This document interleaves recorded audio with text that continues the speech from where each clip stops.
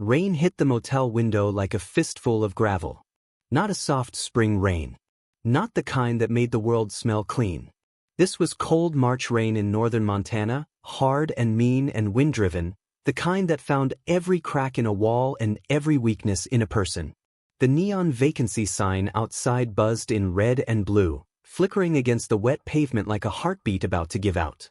Inside room 12, Lena Hart sat on the edge of a sagging mattress with both shoes still on, because the carpet was damp and she no longer trusted the floor beneath her.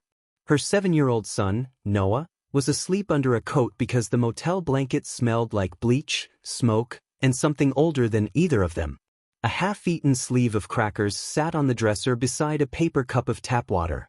$23.40 lay in Lena's palm, counted for the 4th time in an hour, as if the numbers might multiply from pity alone. They didn't.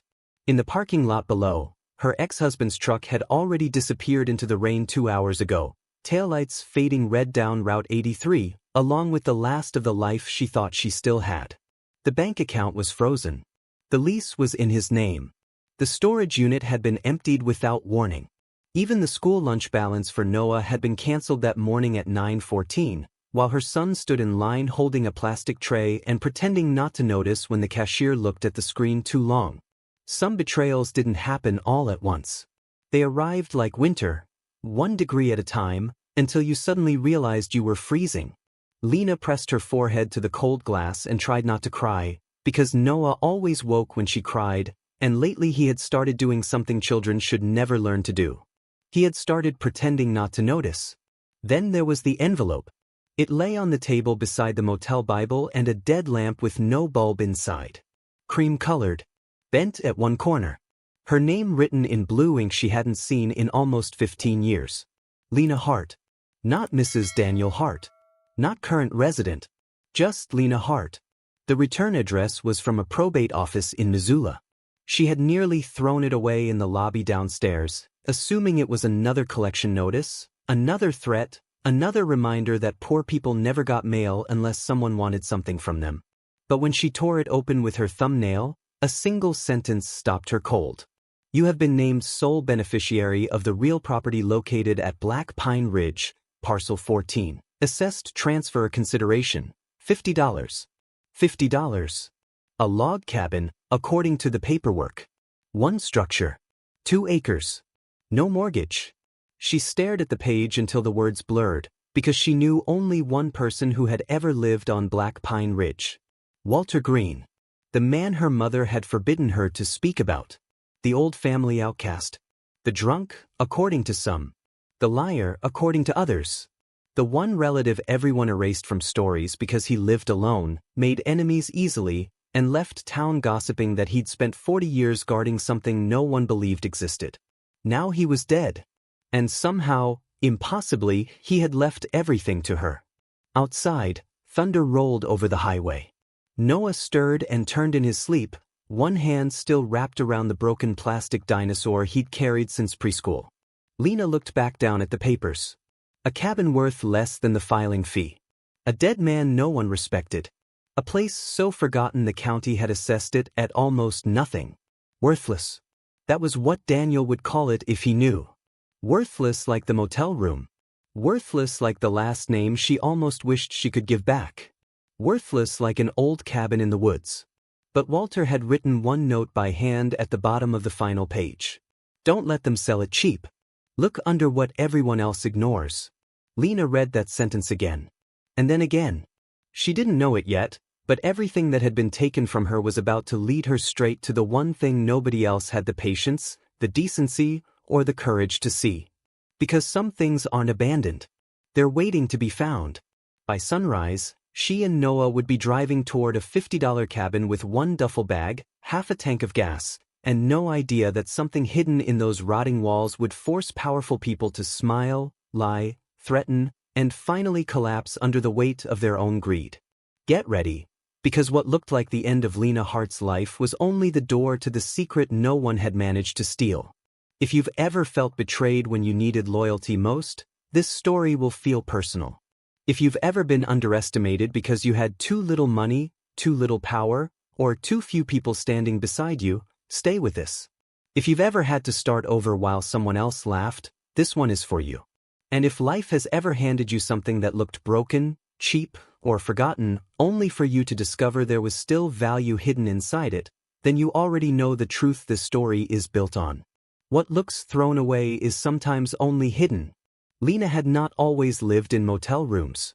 3 years earlier, she lived in a pale yellow rental on Birch Street in Kalispell, a narrow house with squeaky floorboards and a maple tree in front that turned gold every October.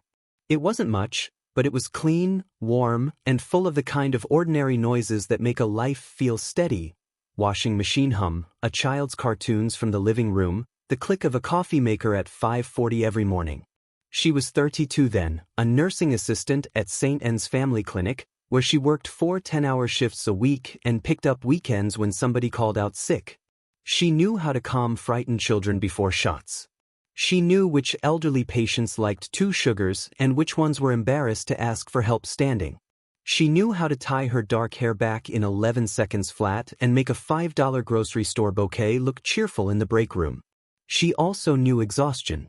Noah had been born early, by 5 weeks, in a February snowstorm that shut down 2 roads and delayed the pediatric team by 22 minutes. He spent 9 days in an incubator. Lena spent those 9 days learning the first rule of motherhood. Love makes fear permanent. It never leaves. It just changes shape. Daniel had been charming in the beginning. Everybody said so. He had a laugh that filled rooms, a square jaw, steady hands, and the sort of easy confidence people confuse with strength. He fixed diesel engines, wore flannel in winter, and always knew someone who could get a better deal on tires, siding, meat, or used tools. When Lena met him at 26, after a double shift and a flat tire in a grocery store parking lot, he knelt without being asked and changed it in the dark using a flashlight clamped between his teeth. That kind of thing matters when you're tired. Small rescues feel like destiny when you haven't had enough rest to notice the warning signs. Daniel liked telling people Lena was the smart one, the caring one, the one with a heart too soft for the world. At parties, he'd put his arm around her shoulder and say, "I handle engines. She handles people." Everybody smiled. What nobody noticed was how often handle became control. At first it was practical. He took over the bills because he said he was better with numbers. He wanted her paycheck deposited into the joint account because it was easier. He suggested she cut back on visiting her mother because gas was expensive and family drama wears you out. He liked knowing where she was. He liked approving purchases. He liked saying no in a tone so calm it almost sounded reasonable. The first time she realized something was wrong, Noah was 3 and had a fever of 102.4. Lena wanted to take him to urgent care. Daniel stood in the kitchen doorway, arms folded, and said, "You overreact to everything. It's a virus. Stop spending money because you're anxious." She took Noah anyway. It turned out to be pneumonia. Daniel apologized that night. Brought flowers from the grocery store. Kissed Noah's forehead. Told Lena he was under pressure at work. Said he didn't mean it like that. So she stayed. That's the thing about slow betrayals. They are built out of apologies. Months passed. Then years. Daniel got harsher when he drank, though he never called himself a drinker because he only drank beer at home and whiskey with friends and bourbon when he was angry, and a couple meant whatever amount he could still stand upright after. He never hit Lena. That was the sentence she used to protect the marriage in her own mind. He never hit me. But cruelty does not need a fist to bruise. It can live in silence. In mockery. In passwords changed without warning. In being told the groceries cost too much while a new rifle appears in the garage. In hearing your child ask in a tiny voice from the back seat, "Is Daddy mad because of me?" Lena started hiding $20 bills inside an old oatmeal tin above the fridge. She told herself it was for emergencies. Winter tires. A school field trip. Medicine. But the truth sat heavier than that in her chest. She was building an escape fund. Noah grew into a gentle, observant child with gray eyes and a quiet way of listening that made adults accidentally tell the truth around him. He loved birds, old maps, and asking questions at inconvenient moments. Why does Dad smile more around other people? Why do you say you're not tired when you are? Can we still be a family if people don't act like one? That last question nearly broke her. By the time Noah turned 7, Lena had learned how to live in fractions. A fraction of the truth. A fraction of money that was really hers. A fraction of peace. Daniel still worked, still joked with neighbors, still helped people tow snowmobiles out of ditches and grill burgers at church picnics. To the outside world, he was solid. Dependable. A man other men slapped on the back. Inside the house, he had become a weather system everyone monitored. When his boots hit the porch too hard, Lena knew dinner needed to be ready. When he opened cabinets louder than necessary, she knew the account was low or something at work had embarrassed him. When he got soft-spoken, that was sometimes worst of all, because softness from Daniel often meant calculation. But then, for one brief season, Lena thought things might actually change. It was late summer. August. Wildfire smoke had turned the sunsets copper-colored for 2 weeks straight. Daniel started talking about buying land someday. Getting out of town. Maybe fixing up a cabin and renting it to tourists. He said it like a dream he wanted to share. "You're good with people," he told her one night. "I'm good with repairs. We could build something." Lena let herself hope. Hope can be dangerous when you're hungry for it. She picked up extra shifts and put the overtime into savings. She started clipping recipes and browsing secondhand furniture online. She imagined Noah running somewhere open and green, free from the stale tension that clung to the house like dust in curtains. Then one afternoon in November, while restocking exam room supplies at the clinic, Lena got a text from an unfamiliar number. "You don't know me, but I think you should know Daniel has been seeing my sister for almost a year." There was a photo attached. Daniel, in a black jacket she had bought him for Christmas, standing outside a steakhouse in Whitefish with a blonde woman resting her head against his shoulder. The timestamp in the corner was from the previous weekend, Saturday, 8:47 p.m., the same Saturday Daniel told Lena he was working late on a transmission job in Columbia Falls. At 9:02, the room started spinning. At 9:07, she locked herself in the staff bathroom and threw up. At 9:19 she texted back, "Who is this?" By 9:26, the woman replied with more photographs, screenshots of messages, and one sentence that cracked the last support beam in Lena's heart. He told her he was leaving you after the holidays and that the house was already basically his. Basically his. Lena went home at 4:30 and waited until Noah was in his room coloring. Daniel came in at 5:11 carrying a paper bag of fast food and whistling. She put the photos on the kitchen table. For exactly 3 seconds, he said nothing. Then he laughed. Not nervously. Not in shock. He laughed like she had finally arrived at a conversation he'd been prepared to have for months. "So that's how you found out," he said. Lena felt the blood leave her face. "Found out? Come on, Lena. Don't do the trembling thing. It's exhausting." The kitchen smelled like fries, grease, and wet denim. Outside, the porch light flickered. Inside, something old and female and deeply wounded rose up in Lena's chest. "How long?" she asked. Daniel shrugged. "Does it matter?" "Yes. 9 months. Maybe 10. She stared at him. "You used our money." "Our money?" He snorted. "You mean the account I pay most of? I worked for that money. And spent most of it worrying." Lena took a breath that felt like swallowing glass. "We have a son in the next room. We had a son in the next room yesterday too. Doesn't change the truth." "What truth?" He leaned against the counter, almost bored. "That this is over." The refrigerator hummed.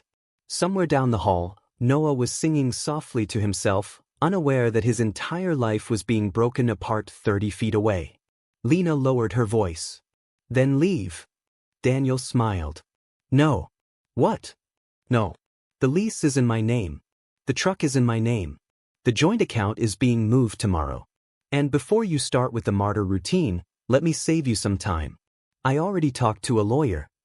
Lena actually stepped back. "You what?" "I've been planning this for months." That was the moment the room changed. Not when she learned he had another woman. Not even when he admitted it. It changed when she realized he had not betrayed her impulsively.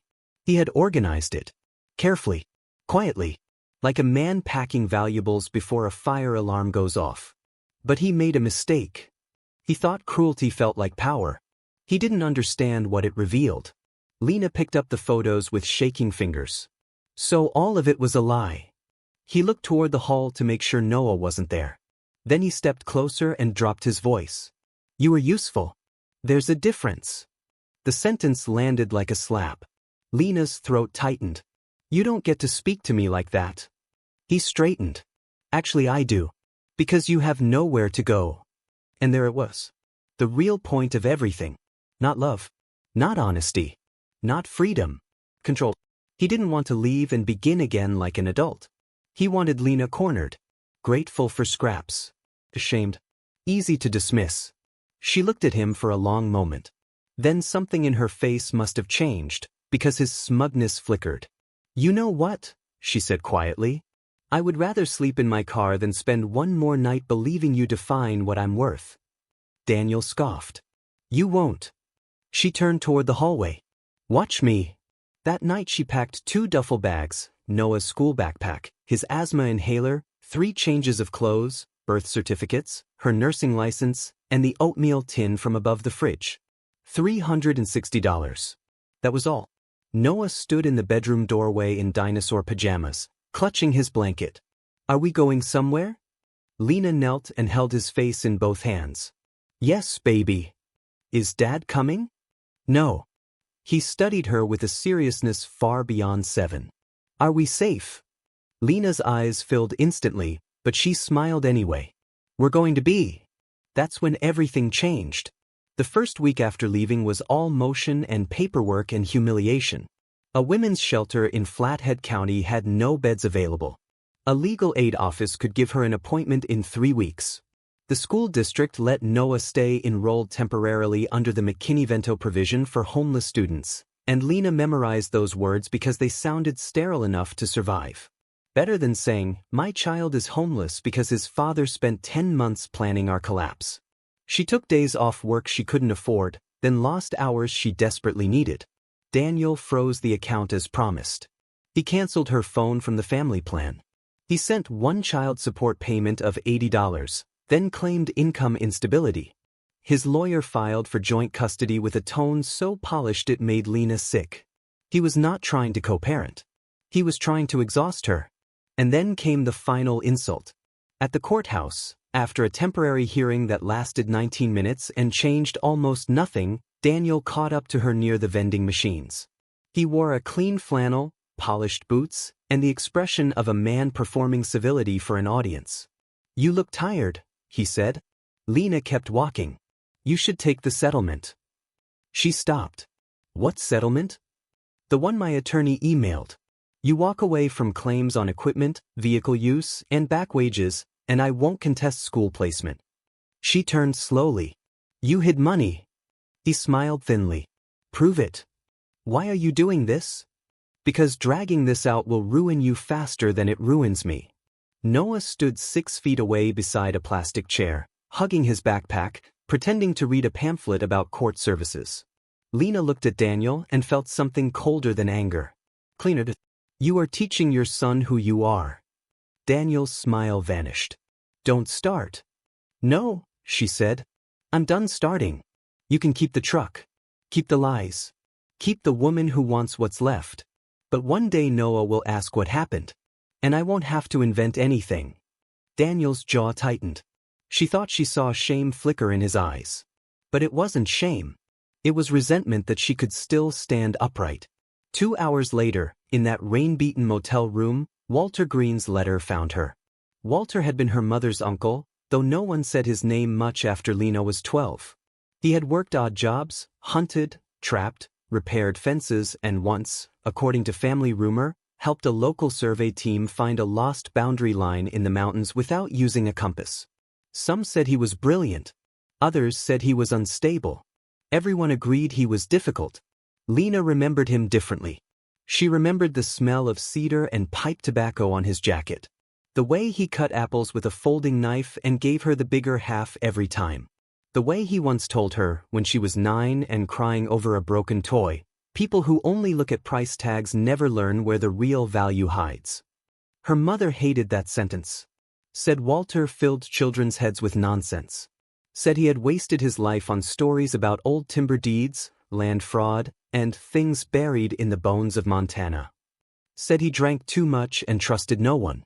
But Lena also remembered one summer afternoon on a porch swing, Walter leaning close and tapping the center of her forehead with one rough finger. "Listen," he had said. "If the whole world tells you something is worthless, don't agree too fast. Sometimes worthless just means nobody patient has looked at it yet." That memory returned now with almost physical force. Noah woke around 2:10 a.m. to thunder and found Lena still reading the inheritance papers. "Mom." "Hey, sweetheart." He rubbed his eyes. "Are you sick?" "No." "Then why are you awake?" She looked at the paperwork again. "Because I think we might have somewhere to go." Noah sat up beneath the coat. "Like a house." "Maybe not exactly a house." "A cabin?" She smiled despite herself. "Maybe." He was quiet for a moment. Then he asked the question only a child would ask first. "Does it have a door that locks?" Lena swallowed hard. "I hope so." By 7:25 that morning, they checked out of the motel. Snow had started falling, not full storm snow, but sharp white needles blowing sideways between dark pines. Lena bought $10 of gas, a package of generic bread, peanut butter, bananas, and one pair of thick socks for Noah from a discount rack because his toes had been cold all night. The cashier wished them a good morning with the blank smile of someone who had no idea how much weight a simple kindness could carry. Black Pine Ridge was 52 miles away. The county road turned from asphalt to gravel after mile marker 18, then from gravel to rutted dirt just beyond an old feed store with a rusted roof and no windows left. Pines closed in on both sides. Snow clung to the ditch grass. The sky hung low and iron gray. Cell service disappeared around the bend near a dry creek crossing. Noah counted deer tracks on the roadside to distract himself from the bumps. Lena gripped the steering wheel tighter with every mile. At 8:41 a.m., they reached the gate. It leaned open on one hinge, chained but not locked. A weather-eaten wooden sign still hung crooked beside it, letters almost erased, green. The driveway beyond was little more than two muddy tire tracks cutting uphill through the trees. Half a mile in, the cabin appeared between the trunks like something forgotten by time itself. One story. The logs had gone silver with age. One window was boarded. The porch sagged 2 inches on the left side. Snow had collected in the gutter where part of the roof line dipped.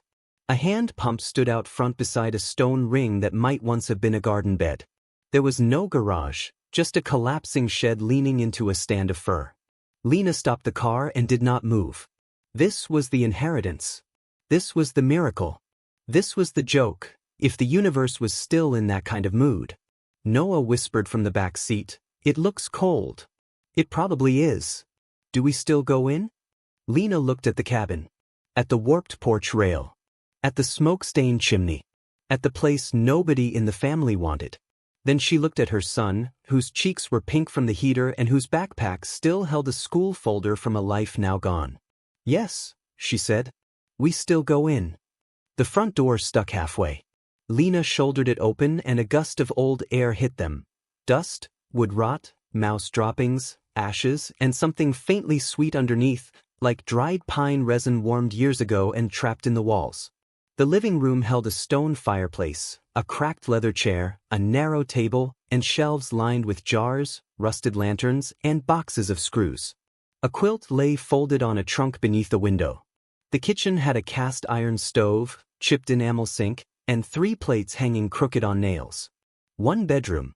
One attic ladder. One bathroom with a clawfoot tub stained by iron water. No electricity. No internet. No immediate neighbors. No certainty. But the roof, at least from inside, looked mostly intact. And the back room had a woodpile stacked neatly under cover, dry enough to burn. Noah walked slowly in a circle, taking it all in with solemn wonder. Did someone really live here? For a long time. Alone? I think so. He ran one finger across the table and looked at the dust. Do you think he was lonely? The question caught Lena off guard. Maybe. Noah nodded as if storing that away. Then he set his backpack down beside the trunk and said, "We can clean it." That small sentence nearly undid her. Children do not ask whether a place is good enough when adults have failed them. They ask how to help carry it. By noon, Lena had found the fuse box, dead. The plumbing, barely working. The well pump, manual but functional. The chimney, usable after clearing ash. The pantry, empty except for salt, a sack of flour stiff with age, and 2 cans so rusted she wouldn't risk opening them. Practical math began immediately. She had $41 left after gas and food. The nearest hardware store was 26 miles back toward town. The clinic was too far for daily commuting unless she found a way to stay closer during shifts.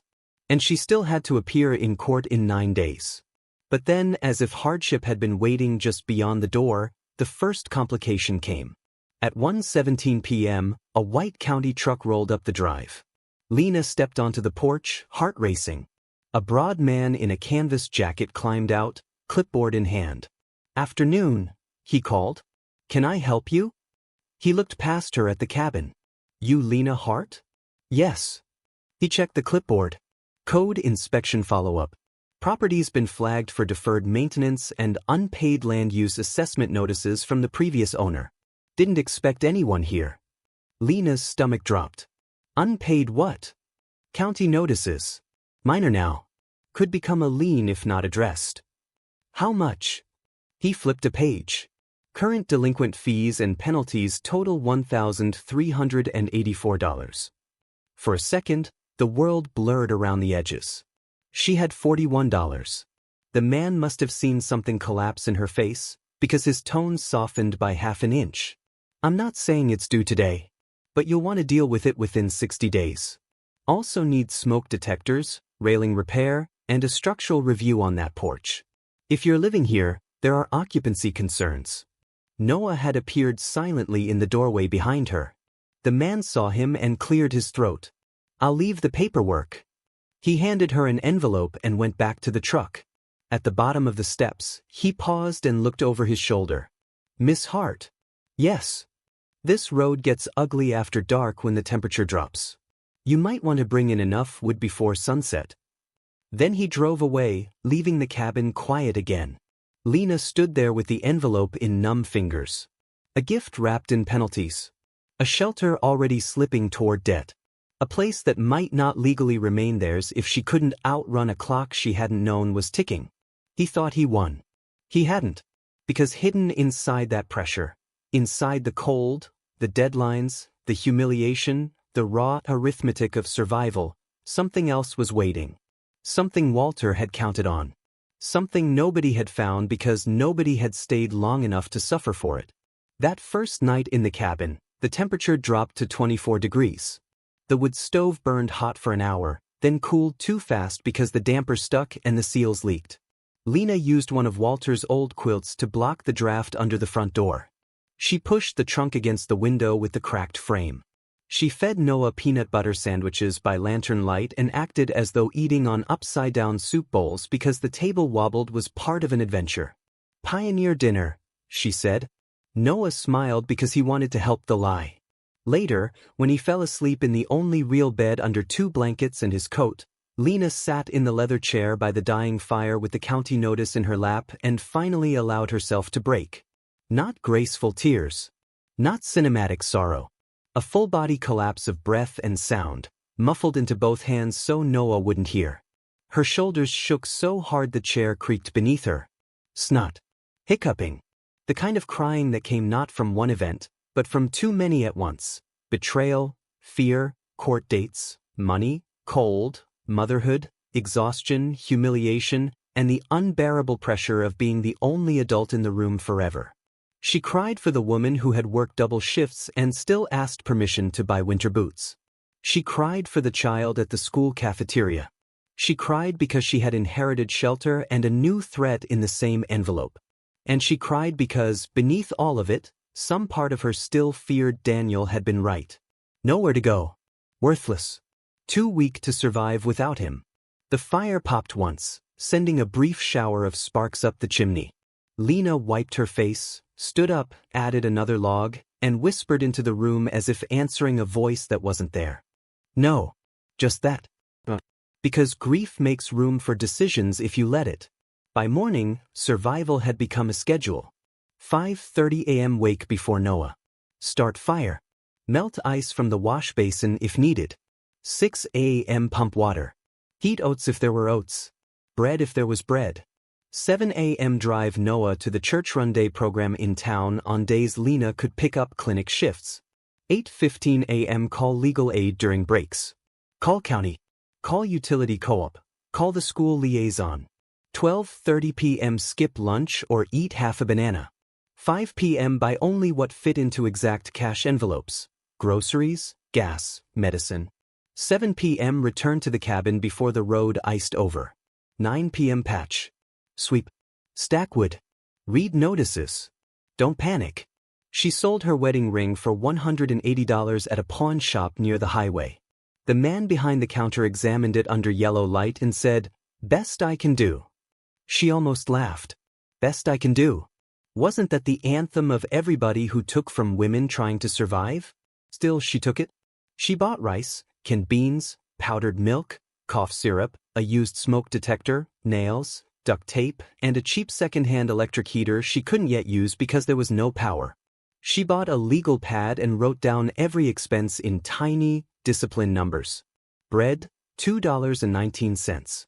Peanut butter, $3.89. Gas, $12. Porch nails, $4.56. Cough syrup, $6.49. Every number was a battle. Every receipt was evidence that staying alive had become her full-time profession. But then another complication arrived. 3 days after moving in, she returned from town to find fresh tire tracks in the mud. Not hers. A dark SUV sat near the porch. A woman in expensive boots and a cream coat stood with her arms folded, scanning the property with visible distaste. Daniel leaned against the hood with sunglasses on despite the gray sky. Noah saw them first. "Mom." The word came out small and frightened. Lena stopped the car 20 feet away and killed the engine. Daniel walked forward like he owned the dirt beneath his feet. The woman stayed back. Younger than Lena by maybe 8 years. Hair professionally colored. Nails done. The kind of posture money sometimes buys people. The belief that the world rearranges itself when they arrive. "Thought we'd come see the famous estate," Daniel said. Lena got out slowly. "Leave." The woman laughed under her breath. "This is it." Lena ignored her. "You are trespassing." Daniel spread his hands. "Relax. We were nearby. You were 30 miles from the highway." He smiled.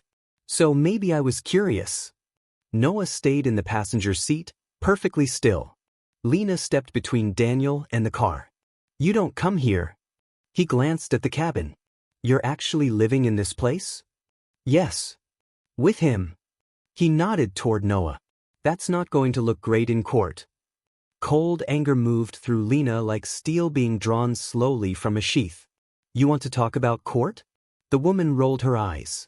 "Daniel, can we go? This place smells like mold from outside." Lena turned to her for the first time. "And you are." The woman tilted her chin. "Someone who knows when to leave a failing situation." Lena held her gaze. "Then you should get back in the car." For one beat, neither moved. Daniel tried to grin it away. "See? This is what I mean. Hostile. Unstable. You think judges don't notice." Lena took one step closer until he had to either back up or stand there and accept that she was no longer afraid of his voice. "Listen carefully," she said. "You brought your new life here to inspect my ruins. That tells me everything I need to know about what kind of man you are." Daniel's jaw flexed. She kept going. "You think if a place looks broken, the people inside it are broken too. You think struggle is shameful. You think because I'm cold and tired and short on money, I'll let you rewrite what happened. I won't." His expression hardened. "You should worry less about speeches and more about that property. Heard the counties all over it." Her heart gave one hard pound. "How do you know that?" Daniel smiled. There it was again, that oily satisfaction of a man who enjoyed knowing something he shouldn't. Small towns talk. Or maybe he had looked. Asked. Researched. The woman glanced at her phone. Can we please go? I'm freezing. Daniel leaned in slightly. You know, if this gets condemned, Noah comes back to town. With me. Lena saw red for exactly half a second. Then clarity. He wasn't checking on Noah. He was scouting weakness.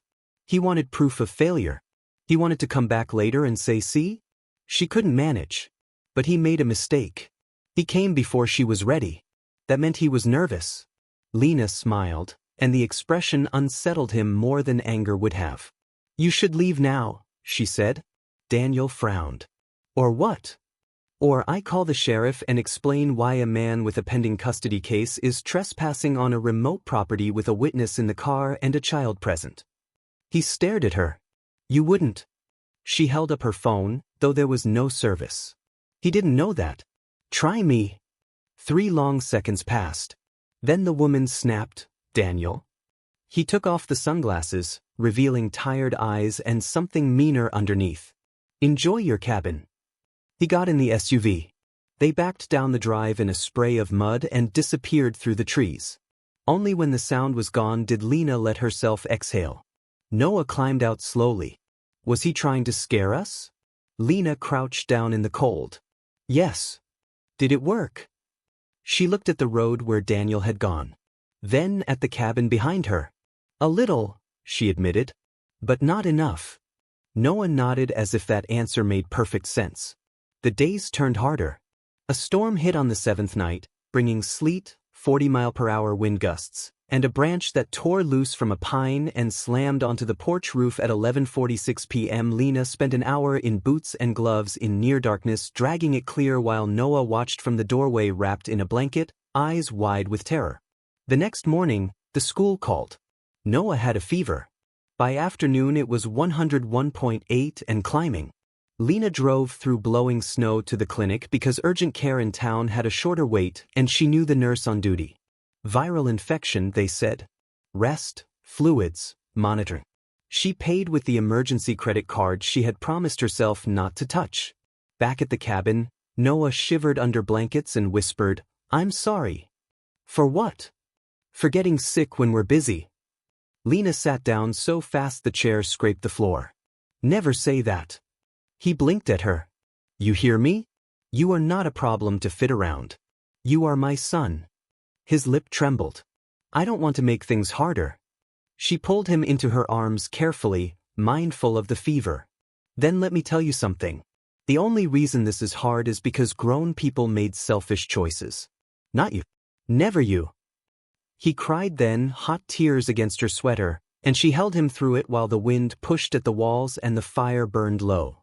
Outside, the world was all white noise and pine shadows. Inside, the shape of their new life was being forged under pressure no child should know. The county deadline still hung over her. Legal aid called back with partial guidance but no miracle. A contractor quoted $600 for basic porch stabilization and a written inspection she needed for occupancy compliance. $600. It may as well have been $6 million. Lena considered selling the cabin. The thought came late one night while balancing the legal pad on her knee and adding columns until numbers blurred. If she sold quickly, even cheap, maybe she could pay off fees, get a small apartment, keep Noah near school, survive the custody battle. Then she remembered Walter's note. Don't let them sell it cheap. Look under what everyone else ignores. The sentence would not leave her alone. What was hidden there? Why had he written it to her, specifically? And why, if the cabin was truly worthless, had Daniel suddenly developed such interest in it? The next morning, Lena began searching. Not dramatically. Not with music swelling and instant clues. The way real people search when they are desperate and unsure whether they are following wisdom or grief. She opened drawers. Checked jars. Shook books. Looked beneath loose rugs. Emptied old trunks. Found nothing but mouse-chewed paper, rusty fishing lures, a broken compass, and handwritten grocery lists from years ago. Noah joined the hunt after school. What are we looking for? He asked. I'm not sure. That makes it harder. Yes. He considered this. It also makes it more interesting. They searched the attic next. Dust thick as flour. Wooden rafters. Old blankets. A cedar chest locked with a brass latch so tarnished it looked black. Lena pried it open with a screwdriver. Inside were military-style wool coats, yellowed letters tied with string, and a box of photographs. Walter in front of the cabin at different ages. Walter holding a trout nearly as long as Noah's arm. Walter beside 3 men in suits standing near a survey marker in 1986. Walter pointing at a map spread across the hood of a truck. On the back of one photograph, in faded pencil, were the words, "They all laughed until the line moved." Lena frowned. "What line?" Noah asked. "I don't know." There were also notebooks. 7 of them. Small, black, water-warped at the edges. The pages were crowded with dates, sketches, property numbers, trail notes, weather records, and angry fragments of observation. Parcel shifted. Title chain wrong after 1978 filing. They think I forgot where they buried the proof. Under the cabin is safer than banks. Never trust men who smile at land meetings. Lena's pulse quickened. This was not drunken nonsense. It was obsessive, dense, repetitive, eccentric. But it was also specific. Dates, book numbers, survey references, county abbreviations. Noah pointed to a sketch of the cabin floor. "What's that?" In the margin of one notebook, beneath a drawing of the living room, Walter had marked an X near the fireplace and written, "Hollow under east stone, but not for firewood." Lena stared at it. Not for firewood. That night, after Noah fell asleep, she knelt in front of the fireplace with a lantern and ran her fingers along the stonework. Cold granite. Mortar. So, on the right side, nothing. On the left, near the base, the third stone from the floor felt different. Slightly warmer from the fire, yes, but also smoother at the edge as if it had been handled more often. She pressed. Nothing. She wedged a flat screwdriver into the seam and pushed. At first, nothing. Then a tiny shift. Barely a click. Her breath caught. The stone loosened by a fraction of an inch. Lena stopped immediately and looked toward the bedroom where Noah slept. Not fear. Reverence. Because after weeks of cold numbers, court papers, and being told what she could not fix, the cabin had finally answered back. She lowered the stone carefully onto a folded towel. Behind it was darkness and a cavity roughly the size of a shoebox. Inside sat an oilcloth bundle tied with twine and a smaller metal tin blackened by soot. Lena's hands shook so badly she had to set the lantern down. She untied the oilcloth first. It held a stack of documents sealed inside wax paper. Old deeds, survey plats, notarized statements, and what looked like correspondence between a timber company and county officials dating back decades. Acreage figures. Signature blocks. Parcel descriptions. Red circles. Marginal notes in Walter's handwriting. The tin held something else. 10 gold coins in individual sleeves. And 1 velvet pouch. When she opened it, a diamond pendant caught the lantern light and threw it back in white fire across the stone floor. Lena actually jerked away. The pendant was old, maybe antique, pear-shaped, set in platinum filigree, heavy enough to feel serious in the hand. Not costume. Not sentimental junk. Real, or real enough to make her heart pound in her throat. She sat frozen in the firelight. This was impossible. This was dangerous. This was either the answer or the beginning of a much bigger problem. And beneath the documents lay one more folded note addressed in the same blue ink as the probate letter. For the boy who notices. Lena unfolded it with trembling fingers. If you found this, it means you stayed long enough to listen. The papers prove the green line was cheated out of mineral and timber rights tied to adjoining parcels. They hid it in refiled maps, false valuations, and a shifted survey line. Most folks will only see the cabin. That is why they lose. The real value was never the cabin. It was what the cabin stood on, and what the old records can unlock. Don't trust quick offers. Verify everything. And tell the boy the birds were right. Lena read the note twice. For the boy who notices. Noah. Not her. He had noticed the house. The loneliness. The dust. The possibility. Lena looked at the pendant. The coins. The evidence. 5 million? What? Less? Was this fantasy, fraud, or fortune? The fire cracked softly behind her. She heard the bedroom floorboard creak. Noah stood in the doorway, hair messy, blanket around his shoulders. Mom! She turned too fast. Hey, did I wake you? He rubbed his eyes. Then saw the open cavity, the bundle, the light on her face. What happened? Lena looked at him, then at Walter's note. And in a whisper that changed the air in the room, she said, I think he left us a secret. That line forced everything forward. Morning could not come fast enough. Lena barely slept. By 6:15 a.m., she had repacked the documents into the oilcloth, wrapped the pendant separately in a sock, and hidden everything inside Noah's old board game box under the bed. She knew enough from hardship to understand one rule immediately: never let visible hope sit in plain sight. She drove Noah to the church program, then headed straight to Missoula, nearly 2.5 hours south, because Walter's probate paperwork listed the attorney who handled the estate. His name was Samuel Keene.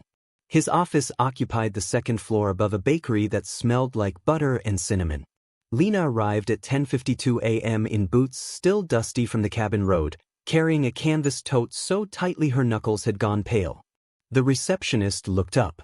Do you have an appointment? No. But I inherited property from Walter Green. I need to speak to Mr. Keene. She expected to be turned away.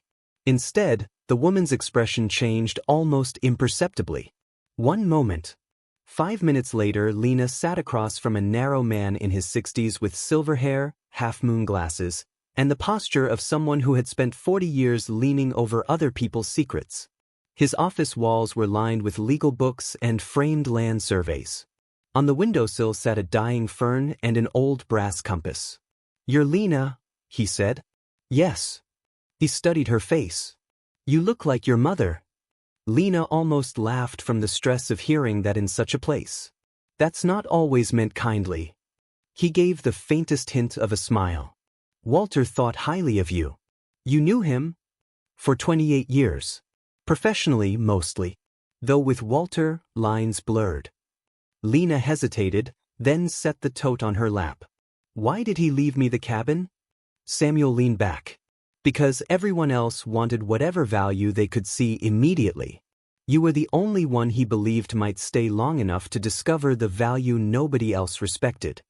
Lena's pulse kicked. Then you knew there was something there. Samuel's gaze sharpened. What did you find? That was the test. She felt it instantly. Not just curiosity. Measurement. Could he be trusted? Was he fishing? Had Walter told him everything or only enough to put the right person in motion? Lena took a careful breath. Before I answer that, I need to know whether he was telling the truth. About the property. About records being hidden. Samuel folded his hands. Walter spent decades trying to prove that a 1978 survey adjustment and subsequent title filings stripped the green parcel of attached rights that should never have been severed. Timber first, then possible mineral interests after a neighboring exploratory survey in the early 90s. Everyone dismissed him because he had no money, no polished presentation, and no patience for politics. Was he right? Samuel looked at her for a long moment. Possibly, he said. But possible and provable are different words in law. Lena opened the tote. She laid the wax-wrapped documents on his desk. Then, after a beat, the velvet pouch. The lawyer's face did not change immediately, but his eyes did. He reached for the top document with extreme care. For the next 20 minutes, the only sounds in the office were paper sliding, pages turning, distant traffic below, and Lena's own heartbeat thudding in her ears. Samuel read, stood, pulled a magnifying lamp closer, read again, then unlocked a side cabinet and retrieved a county plat book from 1981. He compared signatures. Parcel numbers. Boundary marks. Then he stopped on one notarized affidavit and exhaled slowly through his nose. What? Lena said. He did not answer at once. He just kept reading. Mr. Keene. He took off his glasses and looked at her with a kind of astonishment he was too professional to dramatize.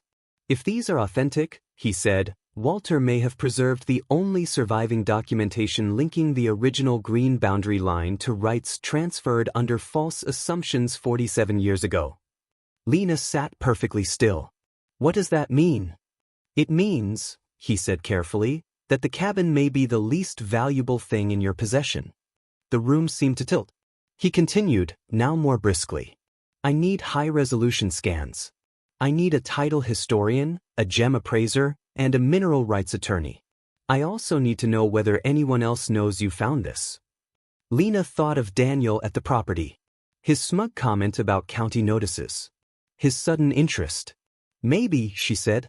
Samuel's expression tightened. Then say nothing. Accept no offers. Sign nothing. And for the next several days, do not leave original documents unattended. What about the pendant? He held out his hand. May I? Lena gave it to him reluctantly. He turned it under the lamp, then checked the clasp. Inscription inside. He smiled faintly. Well, Walter, you difficult old fox. What? This may be traceable. Antique mining families often passed jewelry through estates when liquid assets got tangled in claims.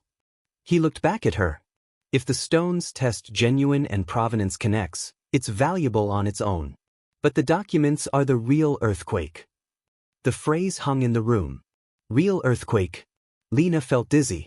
How much are we talking about? Samuel did not guess wildly. That alone made her trust him more. Too early to say. But if the rights were improperly stripped and later exploited or left dormant against the record they should have reflected, several million is plausible. 5, perhaps more, depending on recoverable value and settlement posture. 5 million. There was. Not rumor. Not fantasy. A number spoken by a man whose office smelled like dust, ink, and caution. But then came the next twist. Samuel opened Walter's probate file and removed a sealed envelope Lena had never seen. On the front were the words, "Only if she finds it." He handed it to her. Inside was a shorter note. Lena, if you're reading this, you did what stronger-looking people could not. You stayed. There are men who will suddenly remember my name if the records surface. They will say they want to help. They will say I was confused. They will say you misunderstood. Do not believe the ones who arrive smiling. They ignored me when I was poor because they thought poverty meant madness. It does not. It only makes truth less convenient for powerful people. If the proof holds, use it for the boy first. And remember, some things aren't abandoned. They're waiting to be found. Lena lowered the paper slowly. Her hands had stopped shaking.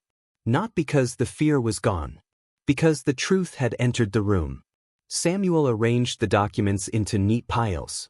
I'm going to make calls today. Quiet ones. We proceed carefully. Verification first. Then notice. Then protection. Lena nodded, then suddenly remembered the county lien, the porch, the heating issues, the credit card bill, the clinic, Noah. My son and I are living there, she said. And we're not in a good position. Samuel looked at her over his glasses. How not good? She held his gaze for 2 seconds before deciding there was no dignity left in pretending. We were in a motel 6 days ago. He absorbed that without pitying her. Understood, he said.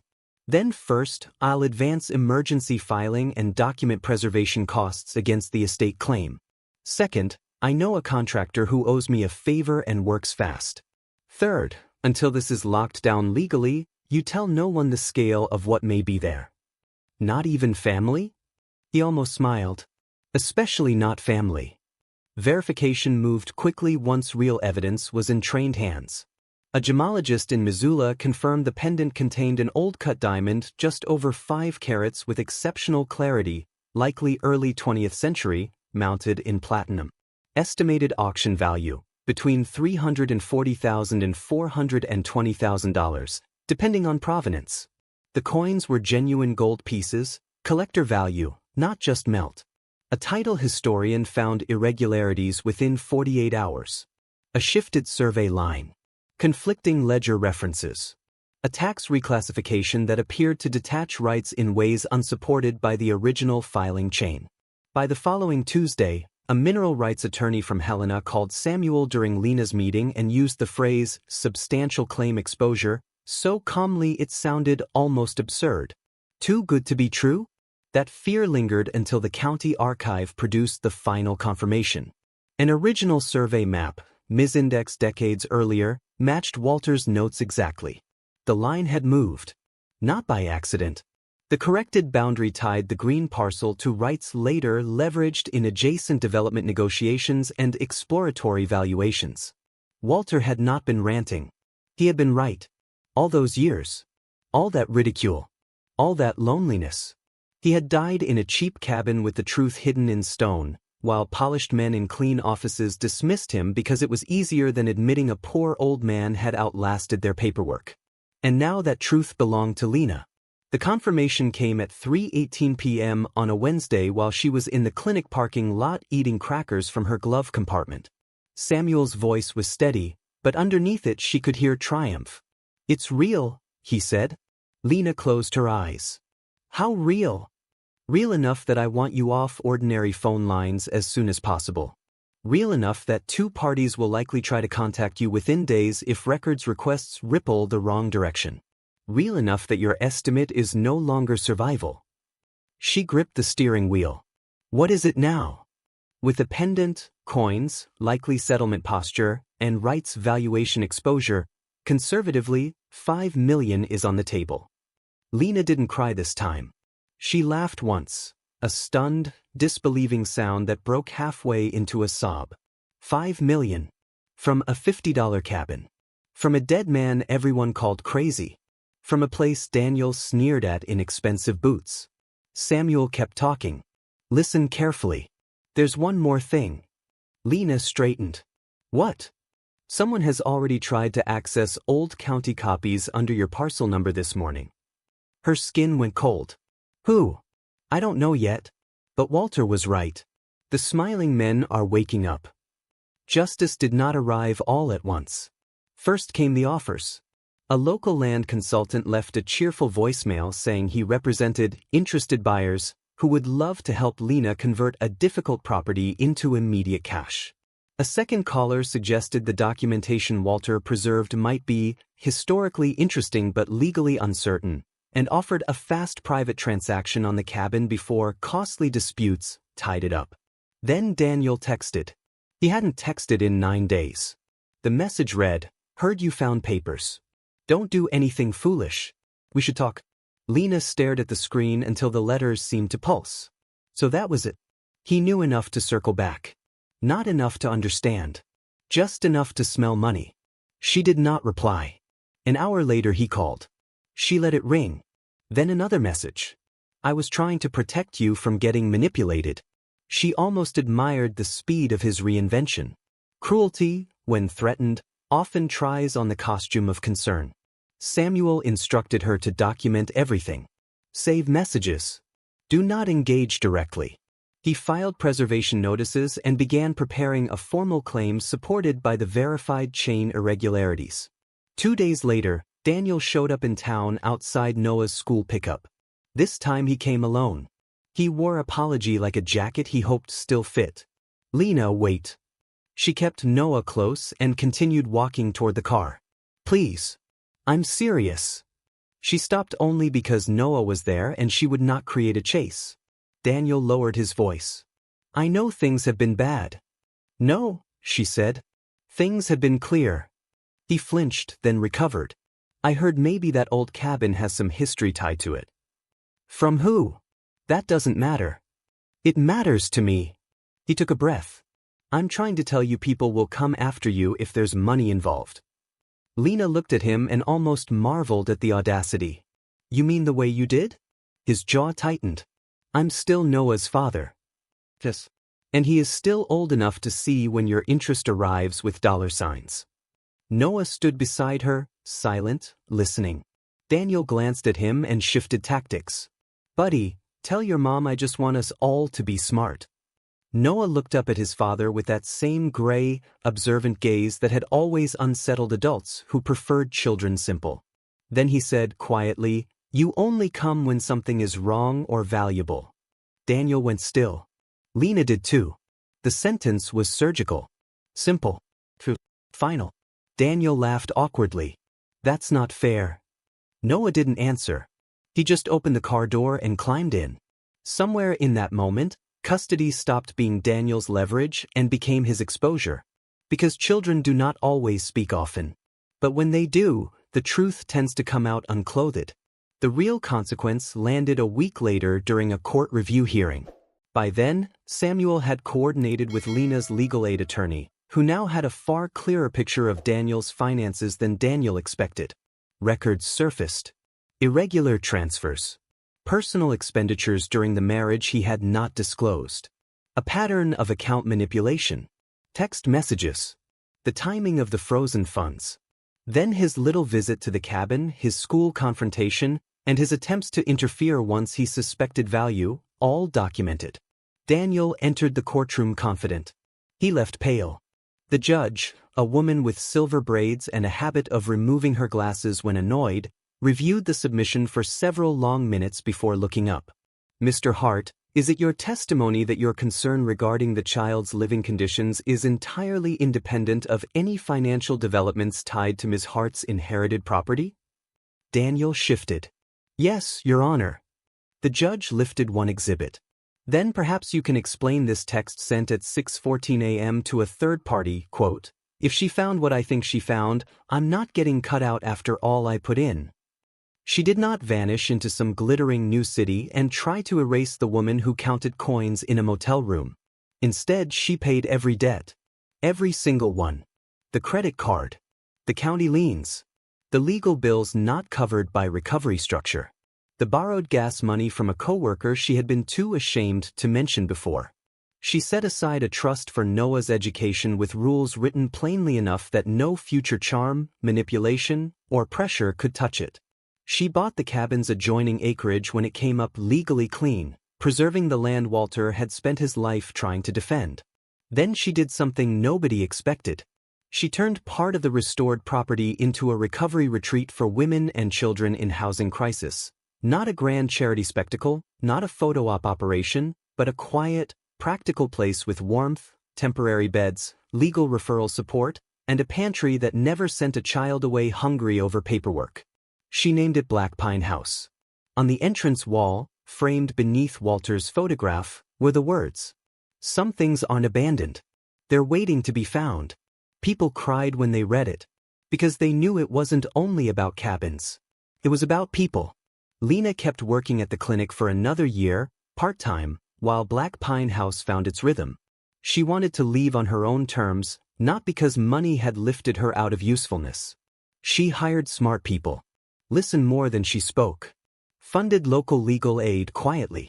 Paid for school meal debts anonymously in 3 districts because she never forgot the cafeteria line. Noah changed too, though not in flashy ways. He grew taller. Safer. Louder in the healthy sense. He started sleeping through storms. He built birdhouses with a retired carpenter from town and lined them along the tree edge near the old shed Walter never fixed. He learned maps, geology, and old county history with the intensity of a child who once discovered that paper could change destiny. One afternoon, 2 years later, he stood on the porch rail, new rail now, straight and solid, looking out over the pines washed gold by autumn light. "Mom." "Yeah. Do you think Walter knew?" "Knew what?" "That we'd be okay." Lena looked at the trees. At the smoke curling from the chimney. At the gravel drive no longer frightening. At the place that had once seemed like punishment and now felt like testimony. "I think," she said slowly, "he knew we were the kind of people who would listen long enough to find out." Noah nodded. "The birds were right." Lena laughed softly. "Maybe they were." He looked at her. What did he mean by that? She smiled. "I'm still figuring it out." Maybe that was the point. Some wisdom isn't a puzzle to solve once. It's a life you keep learning to live. Daniel, meanwhile, drifted into the kind of consequences arrogance often earns in slow motion. The affair ended badly. His undisclosed finances cost him credibility in court and money in settlements. People who once admired his confidence started calling it what it had always been when no one challenged it: vanity with good posture. He remained Noah's father, because life is rarely clean enough for complete erasure, but he no longer controlled the temperature of anyone else's home. That was justice too. Not destruction. Boundary. Lena never taught Noah to hate him. She taught him to notice patterns, to believe actions before speeches, to leave rooms where respect had gone missing, to never confuse being needed with being cherished, and above all, to remember that value is not decided by the loudest voice in the room. Sometimes it sleeps beneath soot and stone while better-dressed people walk right past it. Sometimes it looks like a cold child in a cafeteria line and a mother counting coins in a motel room. Sometimes it looks like an old cabin no one wanted. And sometimes, if you stay, if you endure the storm, if you keep listening when other people mock the silence, it opens. Not just into money, into meaning. Years later, when journalists tried to tell the story, they focused on the number. 5 million. The hidden rights. The diamond pendant. The dramatic inheritance. Those details made headlines because headlines like spectacle. But the real story was never the amount. It was the sequence. Betrayal. Rock bottom. Struggle. Hidden twist. Verification. Justice. Transformation. A woman discarded by the person who swore to protect her. A child learning too early how adults fail. A dead man dismissed as unstable because he was poor and stubborn and inconveniently correct. And then truth, waiting in stone. That is why this story matters.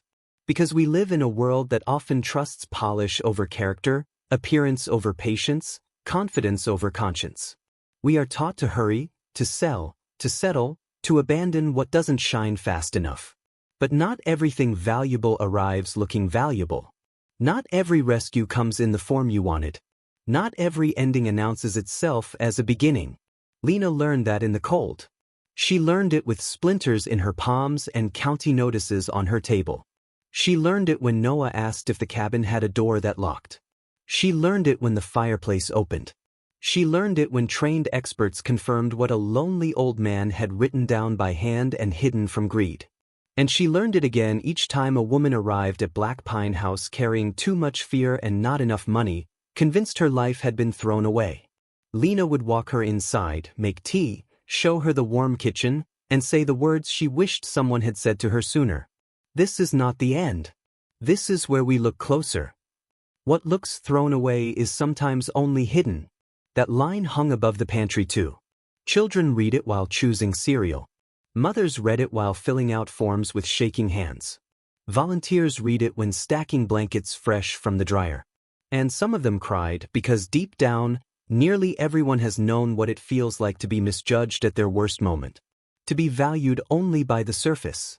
To be priced like a cabin no one wants. But people are not assessed at market value. Not really. Their worth is not reduced by betrayal, or eviction, or hunger, or grief, or the ugly temporary math of surviving a season someone else created.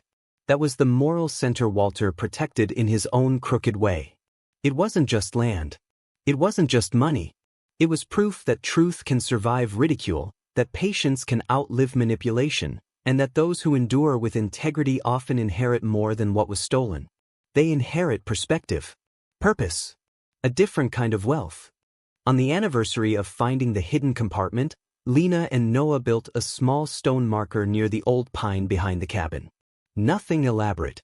Just Walter's name, the years of his life, and one line beneath. He saw value where others saw ruin. Noah placed a feather there the first year. A blue jay feather. Because of the birds, he said.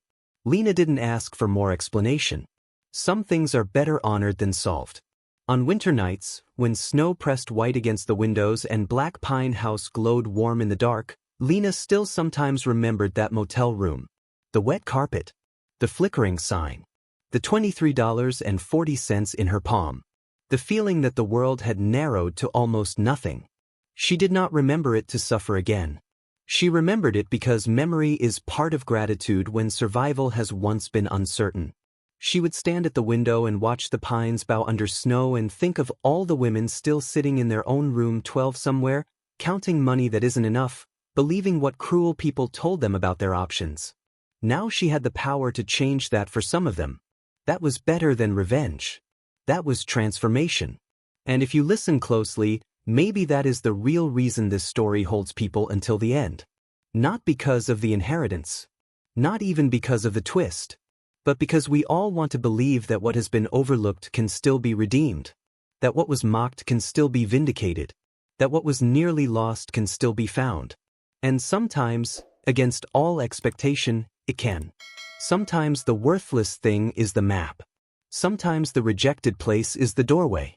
Sometimes the child who notices becomes the reason a family heals. Sometimes the cabin is only the shell protecting the truth. And sometimes the life that looks broken from the road turns out to be the one with treasure hidden in the walls. So if this story stayed with you, type one word in the comments: found. Send this to someone who feels like life has discarded them, so they remember that some things aren't abandoned, they're waiting to be found. And wherever you are in your own beginning again season, hold on to this. What looks thrown away is sometimes only hidden.